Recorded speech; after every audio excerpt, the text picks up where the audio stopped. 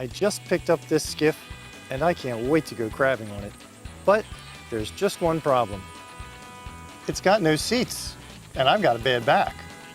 First I tried mounting seats right on top of these built-in boxes, but I quickly discovered the plywood in the top here, it's rotten, it's gone.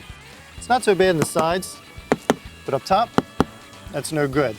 I need something stronger to mount those seats on. Now in a perfect world, I would cut out these entire boxes, throw them away and build new ones. But I really don't want to invest that much time and energy in a simple little crabbing skiff that really doesn't need anything more than a couple of seats. So what am I going to do? This is where laminating plywood to fiberglass comes in handy.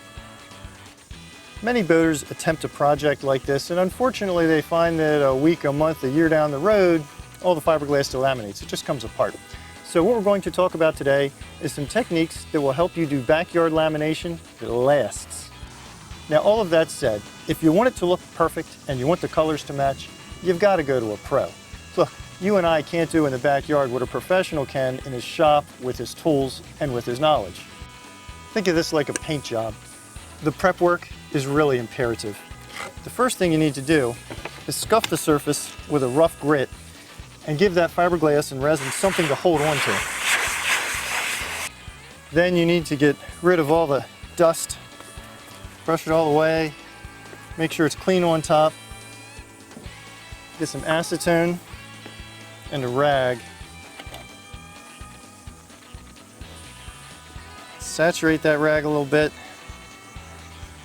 and wipe down the entire surface to remove all impurities.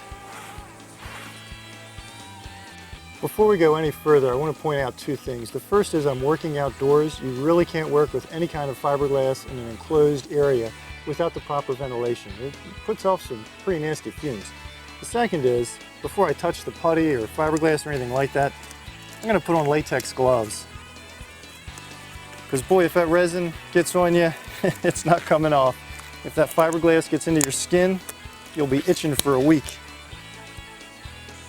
You may be able to skip this next step, but I'm working with a very uneven surface, so I'm going to bed this board in fiberglass filler. This stuff is pretty easy to use. You just draw a ribbon of hardener across it, stir it up real good, and then lay it out where you need it. Now you may have noticed I used way too much of this filler, but that's by design. And that leads us to one of the most important things that you need to know about working with fiberglass and plywood. Plywood has 90-degree angles cut into it, and fiberglass does not like to take a 90-degree turn. It almost always comes up off the edge and creates a gap. So what I'm doing now is I'm just using this filler to create a little bit of a radius so that fiberglass lays down nicely. Now if I wasn't using filler today, then I would take a grinder or sander and knock all these edges down, make nice radiuses out of them. I'm mixing my resin with the hardener now, and as you can see I'm using a glass jar. That's because some plastics will actually melt as the resin kicks and the chemical reaction takes place, so you want to watch out for that. I'll lay my glass down about where I want it.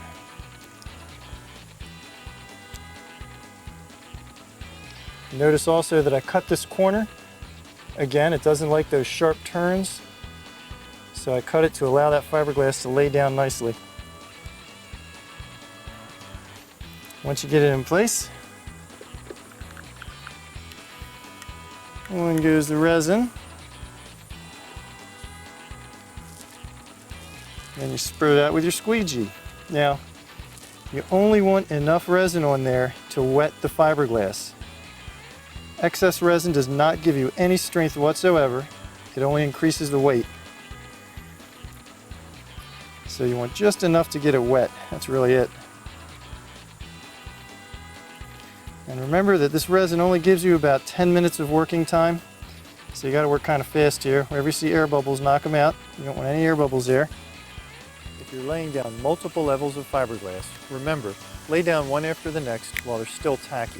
You don't want to let them completely dry before adding the next layer of glass. Now we're going to do a little grinding to get rid of the rough edges and sharp corners.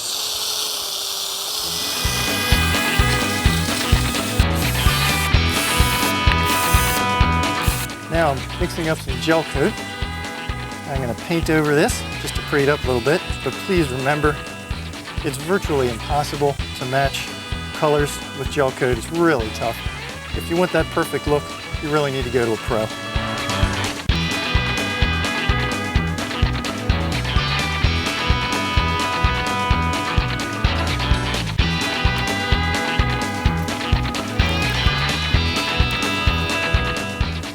All right, my crabbing skiff is ready for action, and I can't reiterate enough, if you want it to look perfect, if you want it to look pretty, please, by all means, take your boat to a pro.